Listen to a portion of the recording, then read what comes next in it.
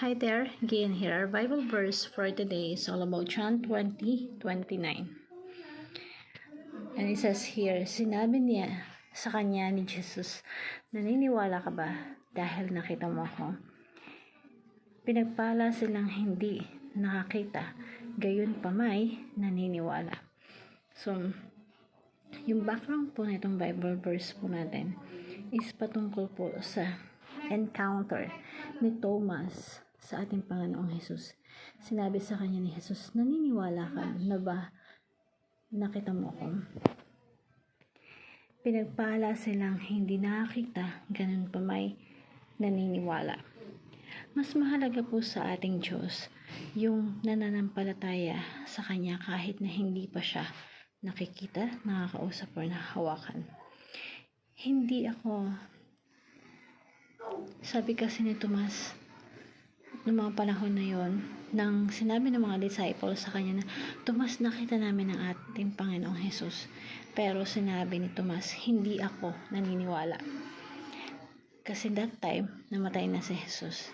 Kaya sabi ni Tomas, hindi ako naniniwala hanggat hindi ko nakikita yung butas sa kanyang mga kamay at yung butas sa kanyang tagiliran, na hindi ako maniniwala hanggat di ko magpapasok ng aking daliri.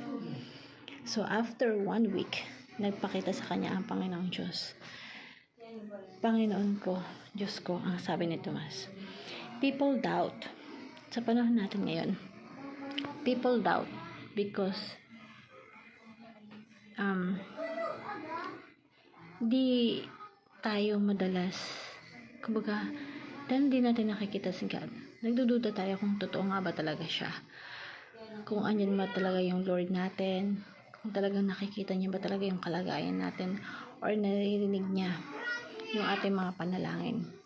Marami po tayong pagdududa sa Diyos, pero tandaan natin, di natin kailangan ng physical evidence.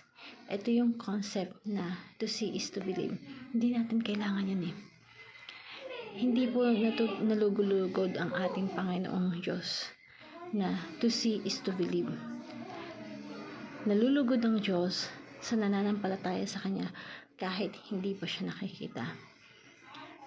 Hindi maaring kalugdan ng Diyos ang walang pananampalataya sa Kanya. Sa prinsipyo ng Diyos, to believe is to see. To believe in God is to see the blessings and to see His answers to our prayers. Huwag ka nang mag-alinlangan pa, sa halip maniwala ka.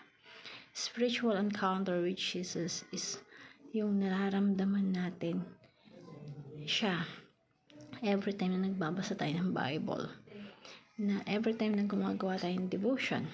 That is the moment that we encounter Jesus Christ spiritually.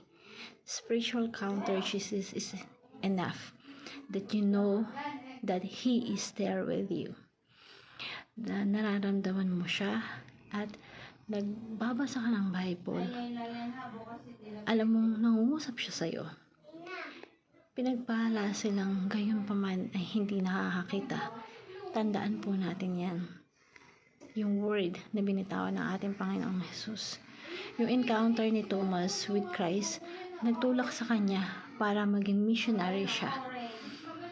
If you encounter God right now, ito yung nagiging dahilan para magtulak sa atin.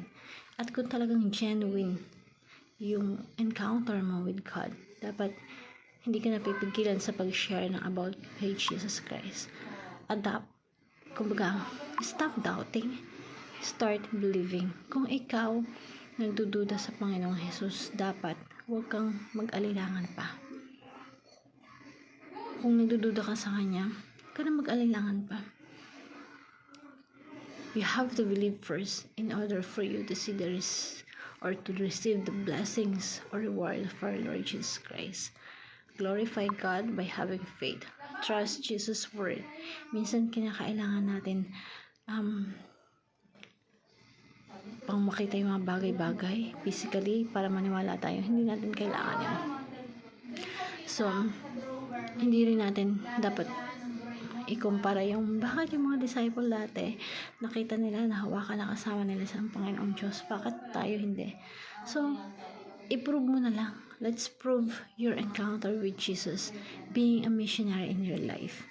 You have to believe first in order to receive the blessings or the reward of God. Hope this Bible verse will help you, and I want to share to you this simple prayer.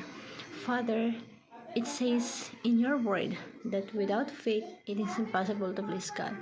So please enable me to believe in Jesus with all of my heart, even without seeing Him.